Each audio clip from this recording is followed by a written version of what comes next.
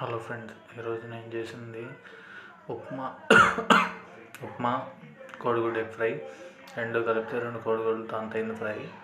చూసారుగా, గుడ్డు కూడా కొంచెం పెద్దగా, దానికి తోడు కొంచెం మసాలా కలుపుకొని ఫ్రై చేసుకున్నాను. ఎప్పుడు ఉత్త ఉప్మా ఏం తింటారని చెప్పి దాంట్లో కొంచెం సేమియా కూడా కలిపాను.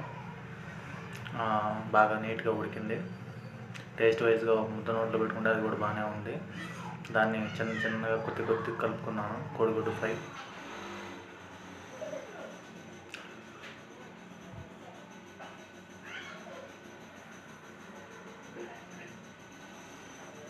మొత్తం చిన్నగా అట్లా మొత్తం కలిపేశాను.